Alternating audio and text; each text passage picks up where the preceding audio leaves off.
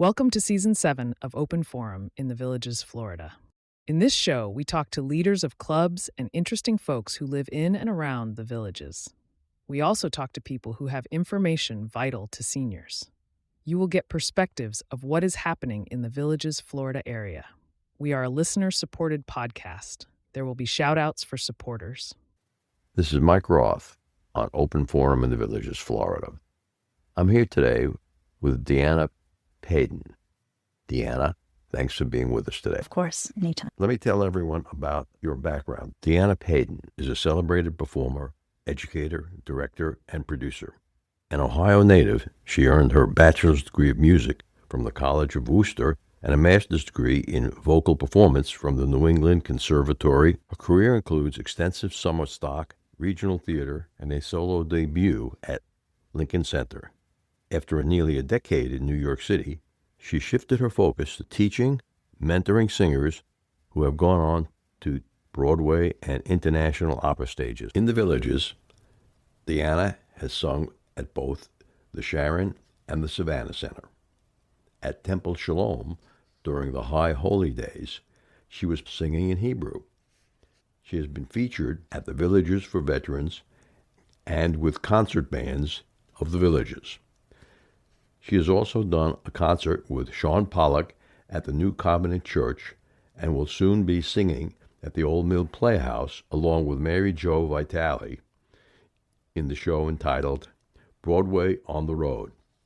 In addition, Deanna is very excited to announce that she will be doing the leading role of Guinevere in KC Productions' upcoming show, Camelot, which will be taking place at the Savannah Center in March, along with her leading man, Alex Santarello. Now, Deanna, how long ago did you move here to the Villages? I've been here about 2 years and a couple months. Okay. And you've had a lot of background in theatrical performances. Yes. Okay. What or when did you realize that you wanted to sing as a career? I think I didn't really realize I wanted to sing as a career probably until I was about 17. I sang at a very young age. I picked up a lot of songs with my mom singing to me. But I auditioned for my first musical when I was about 15, and I ended up getting the lead in the musical. So that prompted me to go, I have some talent here. And I did No No Nanette, and I auditioned for a play, and I got Ruth Blythe Spirit, and then I auditioned for Oliver, and I got Nancy Oliver. And then I went to my first real big show my junior year high school, and that was when I realized I thought maybe I had what it takes. As I was reading your background, you did summer stock, where Yes. you did 9 musical shows in a season. Correct, in 2.5 months. Wow, that must have been a lot of work. Yes, but when you love something, it doesn't feel like work at all. And what made you decide to become a voice teacher? I lived in Boston for 8 years. I went to grad school there at the New England Conservatory of Music. And my major influence there told me I didn't need to really move to New York City, but I did.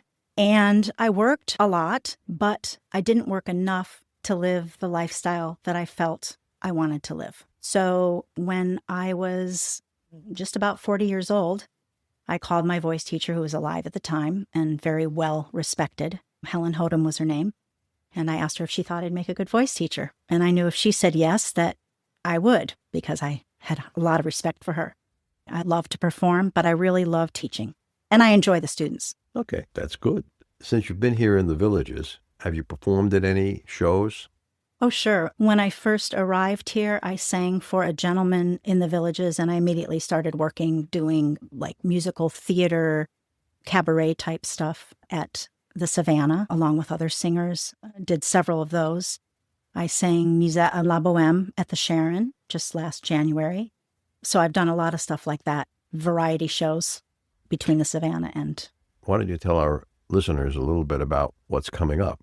Sure. I have a January 31st at the Old Mill Playhouse.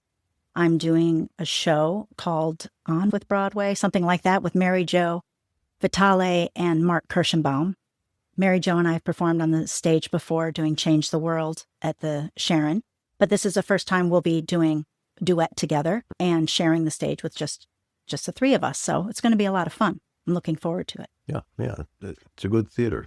Yes, I like the seating there. It's very comfortable. And they may have the best sound system. I don't know about that yet, but I'm soon to find out. Our experience with the improv group, the sound was absolutely superior, top draw. Wonderful. And what do you have coming up after the performance with Mary Jo? I'm really excited about this because I hadn't auditioned for any of the theater groups at all until I auditioned for Camelot. And with rigorous auditions, I think we had about 5 callbacks, it felt like, I ended up with the role of Guinevere, which is one of my favorite. It's a wonderful role. I've never done it before, but it's a beautiful role and it's a beautiful show. Alex Santriello will be my King Arthur. Gary Gibbons will be my Lancelot. So looking forward to it. I know I bought my tickets to it. So good. It's with KC Productions. And you get them through the Village's box office. Now, you originally grew up in Ohio. Right on Lake Erie. That makes it the Cleveland area. Hated the lake effect snow. I experienced many of those. Yes. I'm here in Florida now that's one of the reasons. How did you wind up here in the Villages? That's a good question. I think, like a lot of people do, I've lived all over the country. I've lived in Boston, New York City, Southern California, Houston, the Woodlands specifically, Arizona, Minnesota. I grew up in Ohio. I moved to Florida in an area called Punta Gorda and thought I wanted to live on a canal and have a boat in the back because I love to be on the water. I love to fish. I love all that good stuff that comes with being in Florida. And then Hurricane Ian came along and there was talk of 16-foot surges. And I thought with my dogs, I'd be standing on the roof. I really didn't like that so much. So I went over to Miami, stayed with a friend for a couple weeks. When I came back, it was very devastating to see and how insurance companies handled claims. I had a couple friends, unbeknownst to me, that lived in the Villages, and I came up to visit, and I fell in love with it. I love it. And so having the experience of moving so many places, it was no big deal for me to move again. So here I am. And I chose the house that I did because it was redone on the inside completely, and I love the location. Mm-hmm. It's a great location. They have big trees up there. Yes, they do. Big, beautiful live oaks. And what was a highlight of your career as a singer? There were many, and they didn't always come with the best job or the most money attached. They came from roles that I really loved and wanted to do, like I did Kathy in The Student Prince with the Ohio Light Opera Company. Another big highlight of my career was when I sang for Placido Domingo at the Metropolitan Opera. Really? That must have been fantastic. Yeah, it really was. He wanted to play the piano for me, but I brought my own pianist. I was recommended to do so for some odd reason. You knew what your pianist was going to do. Yes. Although, ironically, she played a piece for me from La Boheme, and she fumbled the beginning of it because I think she was more nervous than I was. Oh, well. That happens. Do you have any highlights as being a music teacher?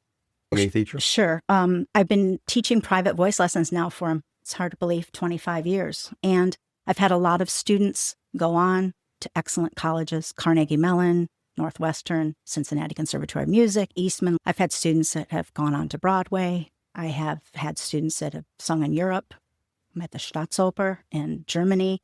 So I've had a lot of wonderful experience with my students. And my older students that like to perform and sing karaoke and do shows, I love working with them because they're like kids again. And some of them didn't have a chance to learn as much when they were younger for whatever reason, getting married, having to make a living. I really enjoy what I do. It's interesting. In the singing, I've attempted to bring a little bit of singing into improv. Okay, that's great. And those of you who go to the improv shows over the next 2 years will see more singing improv. Okay, fantastic. Hopefully we'll need more people that will need to train with me for that. Singing improv, you can sing off key. True. Okay. It's nice if you can sing on key. That's always a plus. But you get to pick any key you want to be in because you're singing a cappella. That's funny. When Wayne Richards, our accompanist, asked me the first time, what key do these people sing in, Mike? And I looked at him and I said, Wayne, they're going to sing in the key of I for improv. Oh, that's funny. For those of you who don't know, there is no such thing as a key of I. No, there isn't. There's lots of other keys, though. Yes. Let's take a short break and listen to an Alzheimer's tip from Dr. Craig Curtis. Dr. Curtis, what is the biggest limitation for Alzheimer's research in America? The biggest limitation for Alzheimer's research is our shortage of patients that get involved in clinical research trials. For example, a couple of years ago, a report came out that showed there were approximately 25,000 open positions for patients with Alzheimer's disease to get involved in research, yet only about 7,000 to 8,000 of those positions went filled for the year. So every year we run a deficit in the United States in filling these clinical trials, which in turn slows our overall ability to complete the clinical trials. Let's take a quick break. Have you heard about Mature Adults with Donna Hoover and Mike Roth? Yes, this is my second podcast, and Donna and I are going to be addressing subjects which are significant for seniors, especially seniors living here in the villages. The easiest way to hear the show is to look it up on Apple Podcasts. Look for Mature Adults with Donna and Mike. We'll be looking for you there.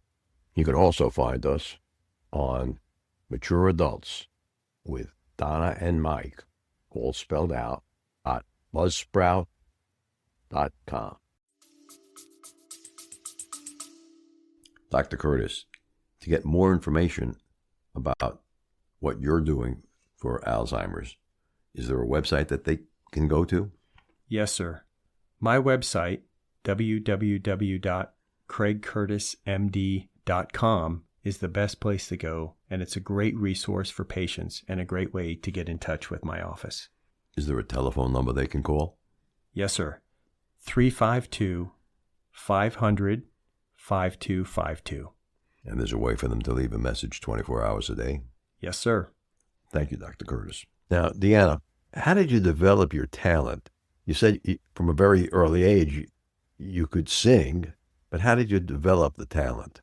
I think at an early age, I was a very hyperactive child and had a really good sense of make-believe. And I used to actually get in front of my babysitter and her friends and sing and pretend like I was holding a microphone.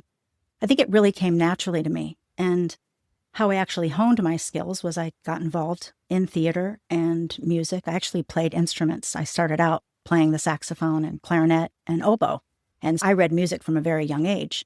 But when I went to college, I went to a small liberal arts school, the College of Worcester in Ohio, and I was a big fish in a small pond, so I got to perform constantly. And then I was ready to move on to Boston, which is a bigger city, obviously, and study with top-notch people. And I've always been a hard worker and dedicated, and that's what I try to pass on to my students, that it really takes dedication, love, hard work. Lots of hard work. I went to school for 6 years for acting and singing. I just learned to really dig into my characters, do a lot of background on who I am, where I came from, all kinds of details, which makes the character much more believable. And as far as singing goes, just, gosh, countless hours of practicing. For instance, for the role in Camelot, how many hours of practice are you going to do for that show that's probably 2 hours long? As far as the singing goes, because I'm a trained classical singer, I do musical theater as well, the singing isn't that difficult, memorizing the songs. But because of my background, I'm trained to sing Camelot. It's a lot easier than doing something like La Boheme, for instance. What I spend the most of my time with is really memorizing the lines, and I find memorizing the lines is really helpful when you already know about what's going on in the show. It's a lot easier to memorize. I just don't memorize rotely. I really think about what I'm doing, or who's coming in and who's leaving and how I feel about the different characters. So when I actually get to rehearsals, I have a good idea, but that can all change in a minute depending on the person and how they respond to me. I've spent hours. When it comes down to it, I can't even tell you how many hours, because I'm a perfectionist. So I never stop learning and I never stop studying all the way to the nth That's degree. good advice for people. Never stop learning. Yeah, I believe it. It's true. No matter how much experience a person has, I always take things as if this is my one opportunity. Yeah, I did a piece called The Baby Photographer, and it was an extremely funny piece with two other players, and it was set up in such a way that it was very difficult to get the lines out of order. That's nice. Oh, yes. Not that way in Camelot. You got to get the lines in order. Now, you've been in theater how many years, roughly? a long time. I would say You're probably only 16 now. probably, yeah, going on 17, waiting for life to start. I've been in theater since I was probably 13 or 14, but I've been in music since I was 7. Like I said, I started out with instruments. Right. So 50 years Yeah, or less. 50 years of experience. Maybe 45 years. I know recently you did a short stint. Was it off-Broadway in New York? No, actually, I performed in Lincoln Center for a couple engagements. And I did the lead in an operetta with a company called Little Orchestra Society. And I got that gig by, what's the name of the paper? Backstage. You auditioned. That's how I got the role. And that was exciting. That was a highlight, I would say. Now, did you audition from here in the Villages, or did you have to go to New York to audition? I lived in New York at the time. Oh, okay. Oh, so you're talking recently? Yes, recently. Recently, I did a concert over at the New Covenant Church with Sean Pollock and Mark Steven Schmidt and a girl named Cynthia, who lives on the East Coast of Florida. And I also performed with a concert band in July. One of the things that's nice about being here is the more people know that I'm lickety-split and can get things happening right away. They invited me to sing with them because the woman who was supposed to sing, and she lost her voice. So at the 11th hour, I stepped in and did that. And that was fun. And I like my relationship with the concert bands because it's different from what everybody else is doing. I just went to the Tuba Christmas concert down at the Tracy on the 20th, and that was an unusual band, about 75 players. Can't imagine. They were all bass brass instruments, from sousaphones, baritone horns, and double bell euphoniums. Only in the Villages. No, that's all over the country. All over the country? They do Christmas. And that's something you should look into for next year. That I can sing with them? Yeah, they had one male singer came in and sang with the band. Really? Yeah, that really was interesting. I bet. Yeah, I have a kindred spirits with the band because that's how I got started. So when I'm with concert band, it brings back nice memories. Yeah, it was a nice concert. I actually put out on my YouTube channel a set of short excerpts from that concert. It was an hour concert, and I think I put 14 minutes out. I'll have to check that out. Yeah. Now, I know you're looking forward to the Camelot show, but that's good. You get exposure. Yep, absolutely. School and plan that one. I'm hoping people really start revving up on buying tickets. It looks like it's starting to ramp up and we're starting to just advertise. I had problems getting the seats that I wanted. Yeah, that's what I always tell people. Jump on it if you have certain seats that you like. That's right. We had to take seats at the bottom of the balcony section as opposed to in the orchestra section because I wanted to sit on the aisle. Yeah, I don't blame you. That's a good way to get out if you need to. And I wanted to say, we've only had one sing through about a week and a half ago. And I'm really excited that I think Alex and my voices are very complementary to each other. Where do you practice? I practice at home. When you're singing through with the cast. Oh, I can't remember where we did it. Seabreeze, we do Lake Meona, Bradenton, and then there's another one in the south. There's 4 different places that we rehearse. Okay. The production company has certain set places that they rehearse. Okay. Yeah. That's good. Yeah. We don't start until the second week in January, but it's going to be fun. Good. And people can call the Villages box office. Or they can just go on Villages Entertainment and pull up the tickets there too. Great. Do you have any plans beyond that? Right now, I don't. I'm pecking around trying to see what is needed here in the Villages. I like the amount of performing I'm doing now because I like to pick and choose certain things that I really want to do. So when those come up, I'll audition for them. Or when someone asks me if I'd like to perform with something, then I definitely would like to consider it. But right now, Camelot's my main thing that I'm focusing on. And then my trip to Tahiti after that. You going to Tahiti? Sing? Probably, yes. I'll be doing a few islands when I'm there. Okay. That's a cool place. Yes. I'm going to swim with the humpback whales. Yeah, that sounds like a fun place to go. Now, I ran into you first because you were teaching some of the singers in last year's high school production of The Fiddler on the Roof and Sweeney Todd prior to that. I didn't know about Sweeney Todd. Okay. Yeah. They put on some good shows. Yeah. Are you working with them again this year? Yes, I actually have quite a few high school students from the Villages charter school. Jack Dasher is one of the favorites, I think, of the Villages. He's done he did the leading role in Fiddler. And he was very good. Yeah, he's very serious. He's auditioning for some of the prime schools in the country.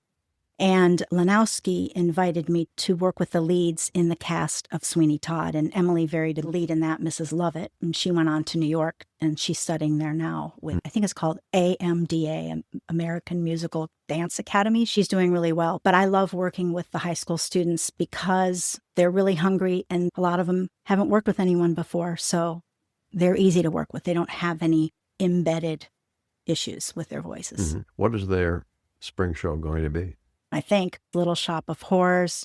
What I like, though, is that the orchestra is mainly villagers who had really good musical talent, and there's probably 10 out of the 30 who were high schoolers, but there was a phenomenal orchestra. I have to tell you, I have let the kids know what an honor it is to get to perform with a live orchestra. I always did, but things have changed with technology. Do you know how many people tell me that they don't have a singing talent, and it turns out that they do? Or they've had somebody taint them at a young age and tell them they can't sing in tune, and those people don't really know what that means to begin with, but yet they're telling someone they're out of tune. That happens a lot. So you may have a hidden talent. Oh, yes, I've been accused of that a lot.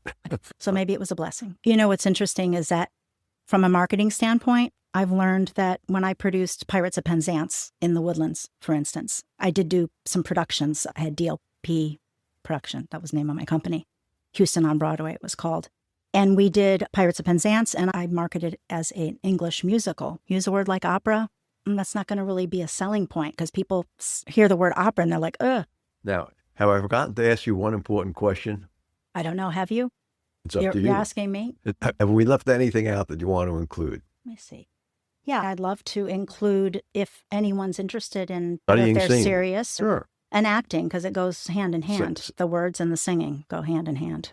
That's something I'd like to touch on, too, is that voice lessons for me isn't just about getting this beautiful tone. It's also about connecting the words with the music, because that's what makes a good performer, and that's what makes the audience go, ooh. Do you have a website that people could go to? I do.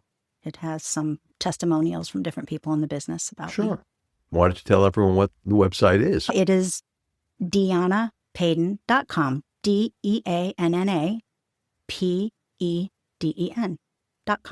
And is there a phone number that someone Sure. could call about information on singing lessons? Sure. My phone number is 801-557-6693. You can text or call.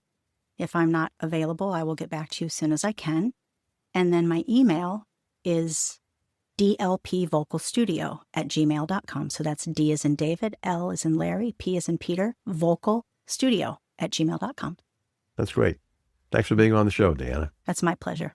This is Mike Roth. Listeners, I'm thrilled to share with you this podcast, which is my passion project to bring knowledge, inspiration, and things you need to know about the villages and the people living here. Be sure to hit the follow button to get the newest episode each week. Or you can hit the purple supporter box. Even a small donation of $3 to $10 a month makes a big difference. And you can cancel your subscription at any time. Your support means the world to us. Stay curious, stay inspired, and keep those headphones on. Remember, our next episode will be released next Friday at 9 a.m. Should you want to become a major supporter of the show or have questions, please contact us at mike@rothvoice.com. This is a shout out for supporters: Tweet Coleman, Ed Williams, Dwayne Romick, Paul Sorgan, and Dr. Craig Curtis at K2 in the Villages. We will be hearing more from Dr. Curtis with short Alzheimer's tips each week. If you know someone who should be on the show, contact us at mike@rothvoice.com. The way our show grows is with your help. Text your friends about this show. If you enjoyed listening, or just tell your friends, we thank everyone for listening. The content of the show is copyrighted by Roth Voice, all rights reserved.